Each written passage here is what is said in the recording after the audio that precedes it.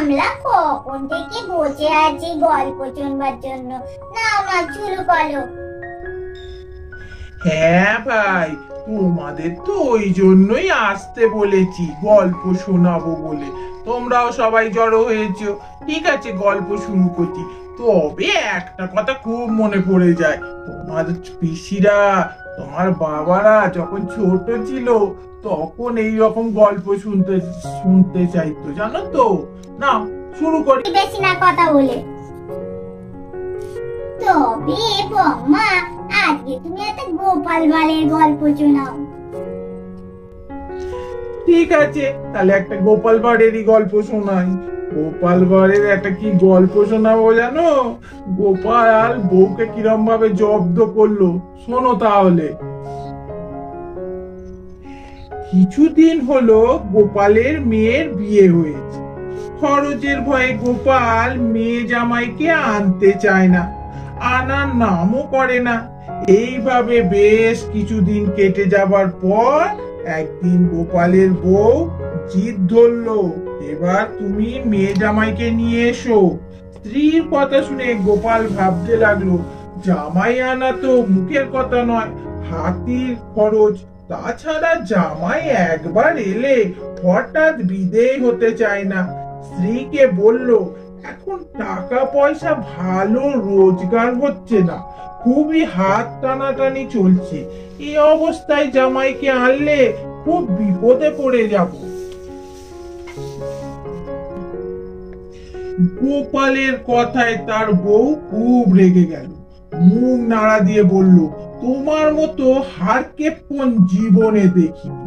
ভগবানের দয়ায় মহারাজ তো এখন ভালোই টাকা পয়সা দিচ্ছে, তবুও তোমার পেট ভরছে না, সবই আমার ভাগ্য। এই বলে ইনিয়ে বিনিয়ে গোপালের বউ কাঁদতে শুরু করলো। গোপাল আর কি করে, মেয়ে জামাইকে আনার জন্য লোক পাঠালো। যথাসময়ে মেয়ে জামাই এলো। দেখতে দেখতে বেশ কিছুদিন কেটে গেল। জামাই এদিকে শ্বশুর বাড়ির আদর আর ভালো ভালো খাবার পেয়ে মরতেই চায় না। জামাই মাঝে মাঝে যাবার কথা বললে গোপালের বউ বলে, আর দিন কত থেকে যাও বাবা, এই তো কদিন মাত্র এলে, এর মধ্যে চলে যাবে কেন? বউয়ের কথা শুনে আর খরচের বহর দেখে গোপাল চোখে সর্ষে ফুল দেখতে লাগলো। কি করে জামাইকে বিদায় করা যায় এই চিন্তাই করতে লাগলো। অবশেষে ভেবে চিন্তে একটা উপায় ঠিক করলো। গোপালের বাড়ির পিছন দিকে ছিল একটা পাতি লেবুর গাছ, অনেক লেবু হতো গাছটায়। সেদিন রাজসভা থেকে ফিরে এসে গোপাল জামাইকে চুপি চুপি ডেকে বললে, বাবাজি, আমাদের এখানে খুব ছিচকে চোরের উপদ্রব। চোরের জ্বালায় গাছে লেবু থাকবার উপায় নেই। রোজ সন্ধ্যায় ঝুড়ি ঝুড়ি লেবু তুলে নিয়ে পালায়। তুমি বাপু আর সন্ধ্যার সময় বৈঠকখানায় বসে লেবু গাছের ওপর একটু নজর রেখো। চোর ঠিক সন্ধ্যার পরেই আসে, আজ ব্যাটাকে নিশ্চয়ই ধরা যাবে।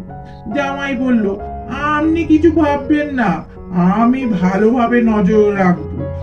আজ হাতে নাতে চোরকে ধরিয়ে দেব আপনার হাতে। সেদিন সন্ধ্যার পরে গোপাল ভাত খেতে বসে স্ত্রীকে ডেকে বলল, দেখো, আজ পেটটা খুব সুবিধের নেই, গাছ থেকে একটা লেবু পেড়ে এনে দাও তো। গোপালের স্ত্রী আলো না নিয়ে অন্ধকারেই লেবু তুলতে গেল। এদিকে শ্বশুরের কথা মতো জামাই বৈঠকখানার ঘরে চুপ করে অন্ধকারে বসেছিল চোর ধরার জন্য। অন্ধকারে গোপালের স্ত্রী যেই লেবু গাছে হাত দিয়েছে, জামাই দেখলে চোর লেবু চুরি করছে। ব্যাস, আর যায় কোথায়? সে চুপি চুপি এসে পিছন থেকে শাশুড়িকে জাপটে ধরলো। দুজনে চললো টানাটানি। শাশুড়ি যতই হাত ছাড়তে চায়, জামাই ততই জড়িয়ে ধরে। শেষে জামাই চোর চোর বলে চেঁচাতে লাগলো। গোপাল এজন্য আগে থেকেই প্রস্তুত ছিল। সে তাড়াতাড়ি লণ্ঠন নিয়ে গিয়ে দেখলো জামাই বাবাজি শাশুড়ি জাপটে ধরে আছে। গোপাল লণ্ঠনটা উঁচু করে ধরে স্ত্রীকে বললে, তাই তো বলি জামাই আনার এত শখ কেন? এই ব্যাপারে শাশুড়ি আর জামাই দুজনেই লজ্জা পেল। জামাই বেচারা তারপর দিনেই মেয়েকে নিয়ে সেই যে বাড়ি গেল, আর কখনো শ্বশুর বাড়িতে এলো না।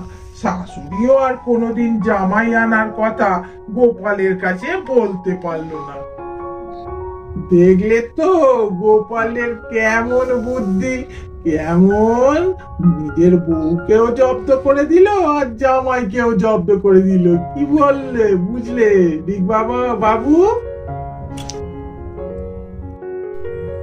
ও বাবা, আর তুমি একটা গল্প বললে হয়? ছোট মতন তো গল্প শোনালে, আমাদের মন বললো না। তুমি আর একটা গল্প শোনাও না। এই সেই বিক্রম বেতালের গল্প একদিন শোনাচ্ছিলে না, তাই সেটাই একটা শোনাও না গো। এই জন্যই তো আমি গল্প শোনাতে বসি না, তোদের একটাতে মন ভরে না। ঠিক আছে বাবু, যখন বলছিস তখন আর একটা বলি। ব্রাহ্মণের ইচ্ছা পূরণ। বহুকাল আগের কথা। এক ব্রাহ্মণ ছিলেন, তার নাম ছিল নারায়ণ। বিষ্ণুপুর নগরে তিনি বাস করতেন। বৃদ্ধ বয়সে হঠাৎ একদিন তার মাথায় এক চিন্তা এলো। বুড়ো তো হয়েছি, দেহেও শক্তি নেই। তিনি ভাবলেন, যখন অল্প বয়স ছিল তখন কোনো কিছু ভোগ বিলাসের ইচ্ছা ছিল না। এই বুড়ো বয়সে সবকিছুই ভোগ করতে ইচ্ছা করছে। এই বৃদ্ধের আবার একটা বিশেষ মন্ত্র জানা ছিল। তিনি ইচ্ছা মতন অন্যের দেহে প্রবেশ করতে পারতেন। তিনি ভাবলেন, এক কাজ করা যাক, মনের ইচ্ছেটা পূরণ করা যাক। কোনো যুবকের শরীরে প্রবেশ করব, এরপর মনের আনন্দে ভোগ বিলাস করব।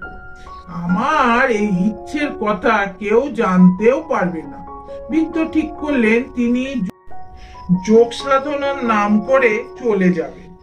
এতে একটা সুবিধা হবে তার, আত্মীয় স্বজন তার এই ইচ্ছার কথা জানতে পারবে না। বনে গিয়ে সুবিধা মতো তিনি কোনো এক যুবকের শরীরে প্রবেশ করবেন। একদিন বৃদ্ধ তার আত্মীয় স্বজনদের বললেন, যোগ সাধনা করতে বনে যাচ্ছি, তোমরা আমায় বিদায় দাও। সকলে হাসি মুখে বৃদ্ধকে বিদায় জানালো। বৃদ্ধ বনে গিয়ে কিছুদিন পরে এক যুবকের শরীরে প্রবেশ করলেন। বৃদ্ধ ব্রাহ্মণ যখন নিজের শরীর ত্যাগ করেছিলেন তখন কেঁদেছিলেন। যখন তিনি যুবকের শরীরে প্রবেশ করলেন তখন হেসেছিলেন। মহারাজকে এই গল্প শুনিয়ে বেতাল প্রশ্ন করলো, আচ্ছা বৃদ্ধ কেনই বা প্রথমে কাঁদলেন আর পরে কেনই বা হাসলেন? মহারাজ বিক্রমাদিত্য এই প্রশ্ন শুনে বললেন, এর উত্তর আমার জানা আছে। বৃদ্ধ নিজের শরীর ত্যাগ করলেন, ভাবলেন যে তার অতি প্রিয় আত্মীয় স্বজনের সঙ্গে আর কোনো সম্পর্ক থাকবে না। প্রিয়জনের প্রতি মমতায় বিচ্ছেদের যন্ত্রণায় তিনি কেঁদেছিলেন।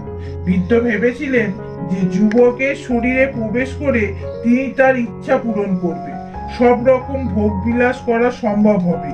এই ভেবে যুবকের শরীরে প্রবেশ করার সময় বৃদ্ধ মনের আনন্দে হেসেছিলেন। বেতাল মহারাজের উত্তর শুনে খুশি হয়ে তার প্রতিজ্ঞা মতো কাজ করল। মহারাজ বেতালকে কাঁধে নিয়ে আবার চলতে শুরু করলেন। নাও, আজকের মতো গল্প শেষ। আমি দুটো গল্প শুনিয়ে দিয়েছি, আর বাবা আমি পারবো না। এবার আমার শরীর বড় ক্লান্ত লাগছে, এবার আমি খাওয়া দাওয়া করে শুতে যাবো। তোমরা এবার যে যার বাড়ির ঘরে চলে যাও, গিয়ে খাওয়া দাওয়া করে সব ঘুমিয়ে পড়ো। কাল আবার সব পড়াশোনা করবে, ঠিক আছে? আমাদের ভিডিওটা এখানেই শেষ করছি।